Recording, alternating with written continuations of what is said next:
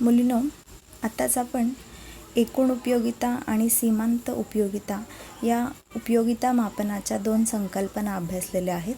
तर इथे तक्ता क्रमांक 2.1 द्वारे ते अजून आपल्याला चांगल्या प्रकारे लक्षात घेता येईल. या तक्त्यामध्ये पहिल्या कॉलममध्ये क्ष वस्तूचे नग दिलेले आहेत आणि दुसऱ्या कॉलममध्ये एकूण उपयोगिता आणि तिसऱ्या कॉलममध्ये सीमांत उपयोगिता दिलेली आहे. इथे आपण क्ष वस्तू म्हणजे आंबा किंवा आंब्याचं उपभोग असे उदाहरण पाहिलेले आहे. तर आंब्याच्या पहिल्या नगापासून एकूण उपयोगिता ही 10 इतकी मिळाली आणि सीमांत उपयोगिता देखील 10 इतकीच मिळाली. तर पहिल्या वस्तूच्या पहिल्या नगापासून मिळणारी एकूण उपयोगिता आणि सीमांत उपयोगिता ही सारखी असते. मग आंब्याचा दुसरा नग आपण ज्यावेळेस उपभोग घेतला त्यावेळेस एकूण उपयोगिता ही 18 इतकी झाली. म्हणजे कितीचा भर पडलेला आहे 8 एवढी उपयोगितेमध्ये भर पडलेली आहे आणि ती काय आहे, सीमांत उपयोगिता आहे. म्हणजे दुसऱ्या वस्तूच्या दुसऱ्या नगापासून जी वाढीव उपयोगिता निर्माण झाली त्याला आपण सीमांत उपयोगिता असे म्हणतो. मग ह्याच प्रकारे तिसऱ्या आंब्यापासून 24 एवढी एकूण उपयोगिता मिळाली, 6 इतकी सीमांत उपयोगितेत भर पडलेली आहे. चौथ्या आंब्याच्या नगापासून 28 इतकी एकूण उपयोगिता मिळालेली आहे, 4 इतके उपयोगितेमध्ये भर पडलेली आहे. तर 5व्या नगापासून एकूण उपयोगिता ही 30 मिळालेली आहे, तिथे 2 इतकी सीमांत उपयोगिता झालेली आहे.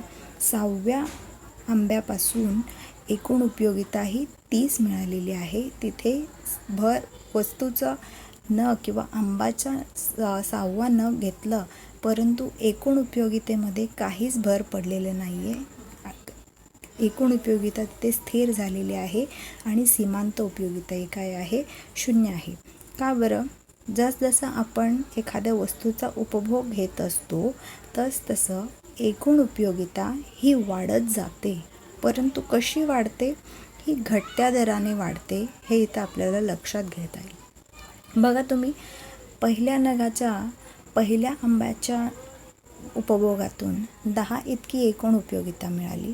मग दुसऱ्या आंब्याचा उपभोग घेतल्यामुळे आणखीन 10 इतकी उपयोगिता निर्माण व्हायला पाहिजे, परंतु तसं झालं नाही.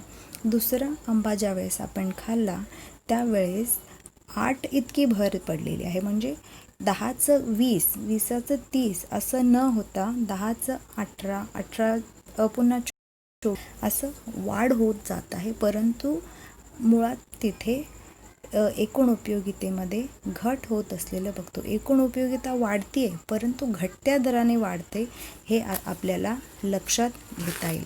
आणि सीमांत उपयोगिता ही कशी होत जात असते, ते देखील घटत जात असते. जसजसं आपण आंबे खात राहिलो पहिला, दुसरा, तिसरा, चौथा, 5वा आणि 6वा आंबा ज्यावेळेस आपण खाल्लो त्यावेळेस एकूण उपयोगिता इथे स्थिर झालेली. म्हणजे आपल्याला त्या वस्तूच्या उपभोगामुळे आता उपयोगिता मिळत नाही आहे, आपण तिथे समाधानी झालेलो आहेत. समाधानाची कमाल पातळी आपण तिथे गाठलेली आहे. त्यामुळे आपल्याला तिथे एकूण उपयोगिता स्थिर असलेली पाहायला मिळते. त्याच्यानंतर जर आपण त्या आंब्याचा उपभोग जर घेत राहिला तर आपण असमाधानी होणार. म्हणजेच काय, एकूण उपयोगिता ही कशी होणार आहे, घटत जाणार आहे. कारण आपण तिथे असमाधानी आहोत. आपल्याला समाधानाची जी तृप्तिबिंदू किंवा समाधानाची कमाल बिंदू जी आहे ती 6व्या नगामुळे मिळालेलं पाहतो आहे आपण. 6व्या नगाच्या उपभोगामुळे एकूण 30 एवढी उपयोगितेमध्ये भर पडलेली आहे.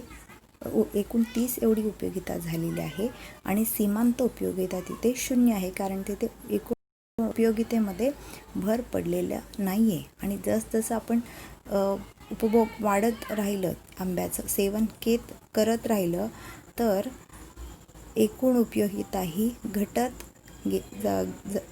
चाललेलं आपल्याला पाहता येतं आणि सीमांत उपयोगिता ही ऋण होत असलेलं आपल्याला पाहता येतं. तर इथे बघा, या आलेखाद्वारे आपल्याला एकूण उपयोगिता वक्र आणि सीमांत उपयोगिता वक्र पाहता येईल. इथे क्ष अक्षावर वस्तूचे नग दिलेले आहेत. या तक्त्याच्या आधारे हा आलेख आपण काढलेला आहे. तर क्ष अक्षावर वस्तूचे नग 1 2 3 4 5 6 7 असे एकूण 7 वस्तूचे नग दिलेले आहेत आणि या अक्षावर एकूण उपयोगिता आणि सीमांत उपयोगिता दर्शवलेली पाहिलेली आहे. तर आपल्याला इथे काय म्हणता येईल की एकूण उपयोगितेचा वक्र हा डावीकडून उजवीकडे वर जाणारा वक्र आहे आणि सीमांत उपयोगिता वक्र डावीकडून उजवीकडे खाली जाणारा असतो. म्हणजे सीमांत उपयोगिता वक्र हा 0 असू शकतो आणि ऋणही असू शकतो, परंतु एकूण उपयोगिताचा वक्र हा महत्तम स्थिर असू शकतो, हे आपल्याला पाहता येईल. तर वरील तक्त्याद्वारे आपण ते जास्त लक्षात घेऊयात. पहिला वस्तू इथं काय दिलं, पहिलं क्षवस्तूच्या पहिल्या उपभोगापासून किंवा आंब्याच्या पहिल्या नगाच्या उपभोगापासून किती उपयोगिता मिळालेली आहे, 10 आणि सीमांत उपयोगिता देखील 10. म्हणजे एकूण उपयोगिता सीमांत उपयोगिता ही समान आहे. कधी, वस्तूच्या पहिल्या नगापासून. इथे आपण पाहतो 10, 8 आणि 12च्या मध्ये 10 इथे आलेले एकूण उपयोगिता आणि सीमांत उपयोगिता समान आहे. दुसऱ्या वस्तूचं ज्यावेळेस आपण उपभोग घेतलं, एकूण उपयोगिता काय झालेली आहे, 18 इतकी झालेली आहे. बघा ते या बिंदूमध्ये दर्शवतात. म्हणजे एकूण उपयोगितेत वाढ झाली, परंतु ती वाढ कशी आहे, घटत्या दराने वाढत गेलेली पाहतो. तिसऱ्या वस्तूच्या आंब्याच्या तिसऱ्या नगापासून एकूण उपयोगिता किती मिळालेली आहे, 24 इतके मिळालेली आहे. चौथ्या नगापासून 28 इतकी एकूण उपयोगिता मिळाली आहे. 5व्या नगापासून 30 इतकी उपयोगिता मिळालेली आहे आणि 6व्या नगापासून 30 इथे स्थिर राहिलेली आहे. कारण हा जो बिंदू आहे तो कमाल बिंदू किंवा समाधानाचा बिंदू आहे असं आपल्याला म्हणता येईल. कारण इथे आपण तृप्त झालेलो आहे. त्या आंब्यापासून आपल्याला जास्तीत जास्त उपयोगिता तिथे मिळालेली आहे. आणि समजा ह्या पुढे जर आपण आंब्याचा सेवन केला, आंब्याचा उपभोग घेतला, तर एकूण उपयोगिता ही घटत गेलेलं आपण बघतो. 30 वरून ते कुठे आलेले आहे, 28वर आलेलं आपण पाहतो. म्हणजेच एकूण उपयोगितेचा वक्र हा डावीकडून उजवीकडे वर जाणारा असतो आणि सीमांत उपयोगितेचा वक्र हा डावीकडून उजवीकडे खाली जाणारा असतो. तर आपण एकूण उपयोगिता वक्र पाहिलेले आहे. तर सीमांत उपयोगिते वक्र आपण पाहूयात. पहिल्या क्षवस्तूच्या पहिल्या नगापासून सीमांत उपयोगिता आणि एकूण उपयोगिता समान, म्हणजे 10 इतकी. दुसऱ्या नगापासून 8 इतकी सीमांत उपयोगिता आहे.